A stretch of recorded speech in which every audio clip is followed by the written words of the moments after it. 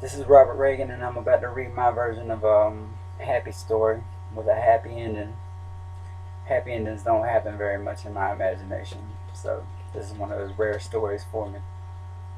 Anytime I do stuff like this, it's pretty damn heartbreaking. But anyway, the story's called What's More Important. Danny was rock bottom, with no way out of the hell on earth he was burning in.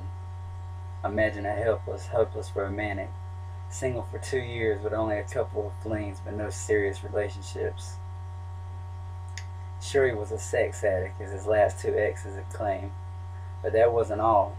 Danny was also a love addict all by himself. He got on Facebook hoping to meet up with someone special. With his ever-changing mood and erratic status updates, all his online friends thought he was crazy, always so damn melodramatic. In the end, he was too shy to even like anything posted by the ones he had secret crushes on. So what if he couldn't find a woman desperate and disturbed enough to love him? Danny had a dog that loved him unconditionally. The old big black dog was his baby. He loved him so much, and if anyone even as so much made a bestiality joke, Danny would punch them in their fucking face.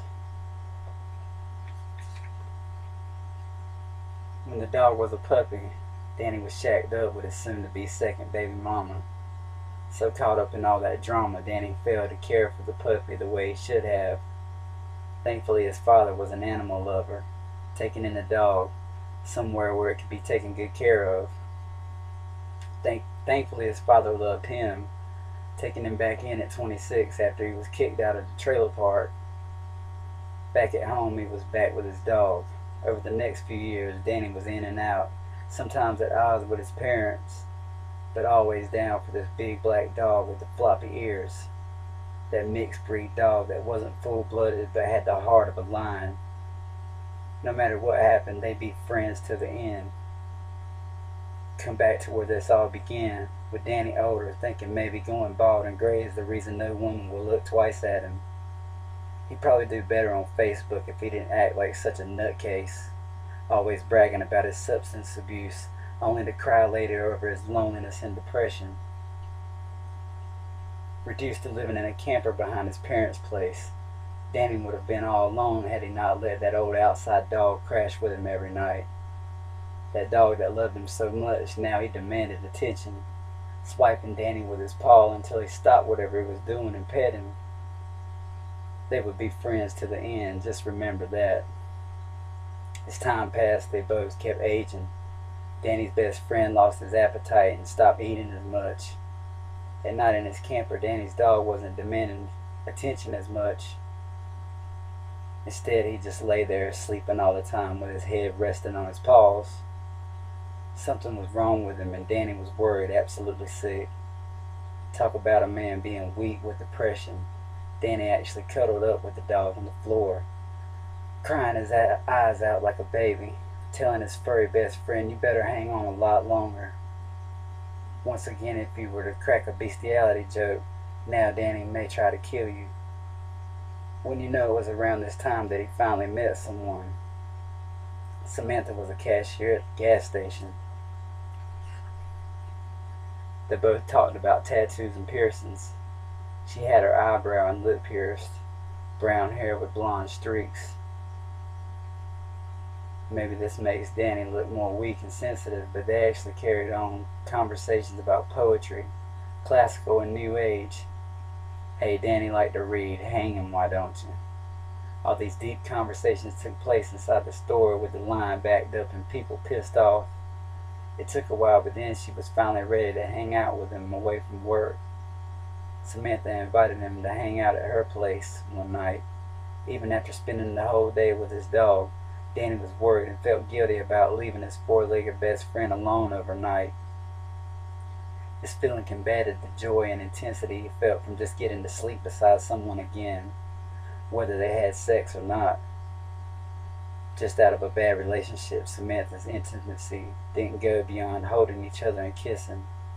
Her pretty face and tight little body made Danny want her, but he never pushed the issue. Important people came into his life and then left over his constant obsession.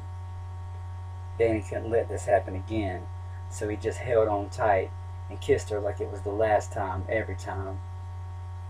Samantha knew about his dog, how he didn't like to stay away too long. She began to need Danny all the time. It would have been so easy just to tell him, bring your dog and move in. The only thing was there was a no pets clause on her lease. He was an outside dog anyway, but then there was the stray cats that would come up on her porch and eat.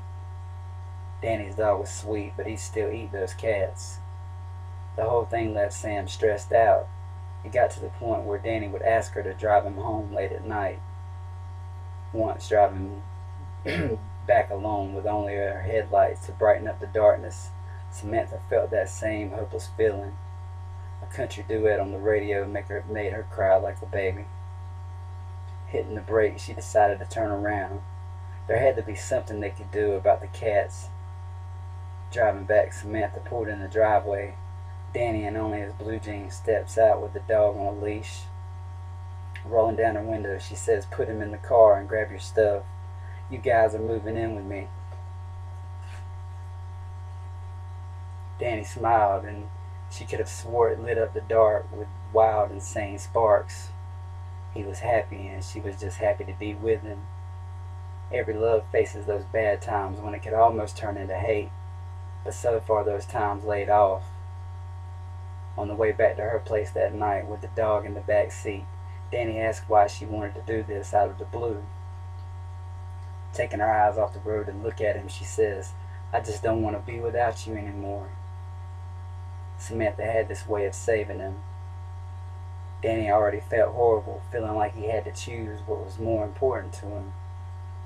As far as that goes, his kids were the most important thing, even though he wasn't being the father he wanted to be. Right there and then, between Samantha and his furry best friend, it didn't come down to what's more important, and he loved Sam so much more for that. Being near her gave him chills and made the hair stand up on his arms. This made him want to be around her all the time, too. He just couldn't leave his big old baby, not when he was getting old and not feeling well. He just couldn't.